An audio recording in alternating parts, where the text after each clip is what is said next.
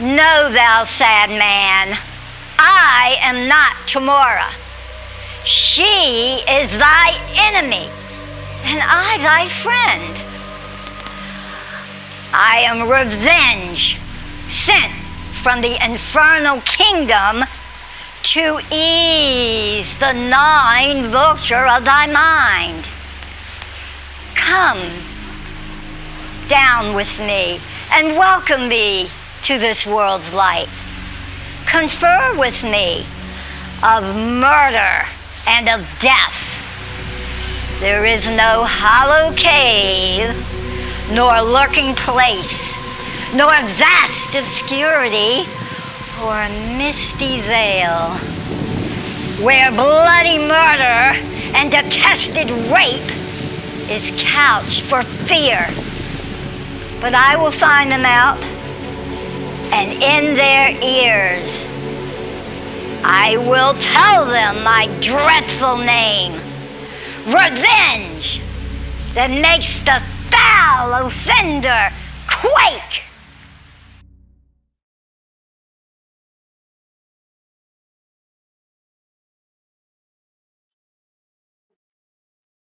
Now is the winter of our discontent, made glorious summer by this son of York. And all the clouds that lowered upon our house, in the deep bosom of the ocean buried.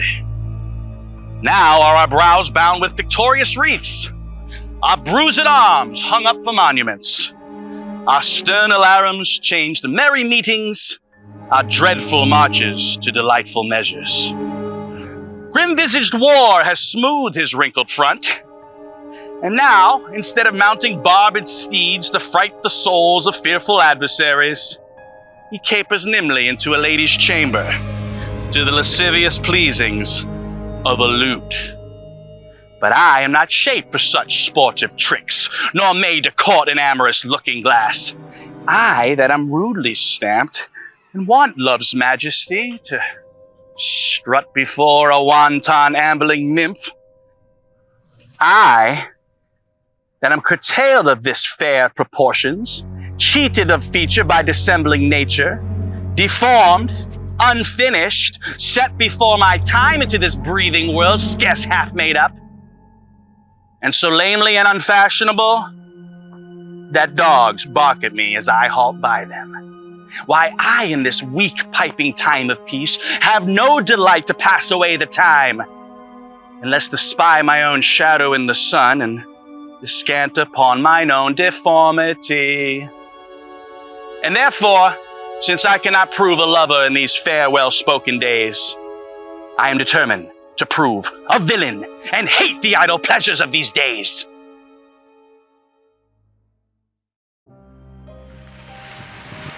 There, I have another bad match. A bankrupt, a prodigal, who scarce show his head on the Rialto.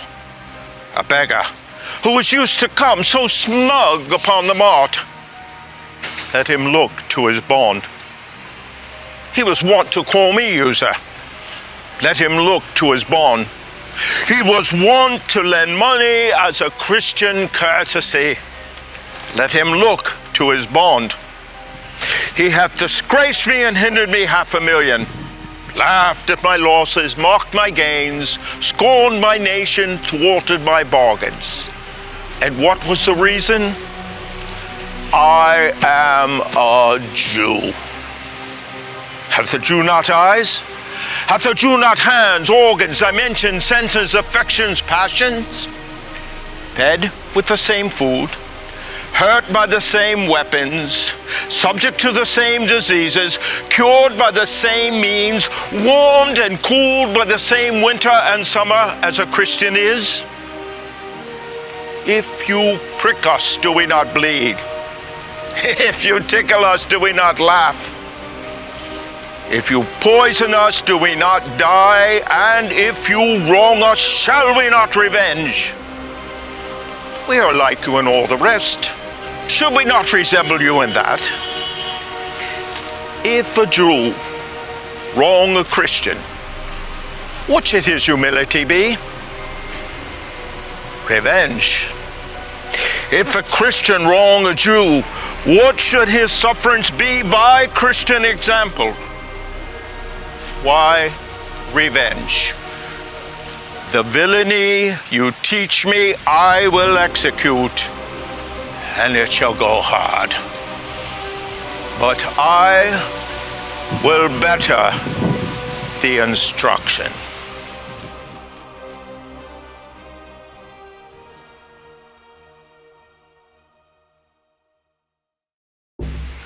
I could be well moved if I were as you.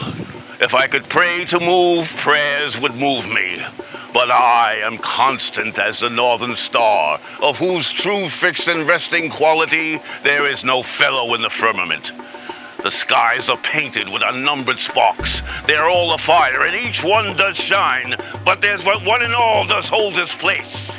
So in the world is furnished well with men, and men are flesh and blood and apprehensive. Yet in the number I do know but one, that unassailable hold on his rank, unshake of motion, and that I am he. Let me a little show it, even in this, that I was constant, Publius be banished, and constant do remain to keep him so.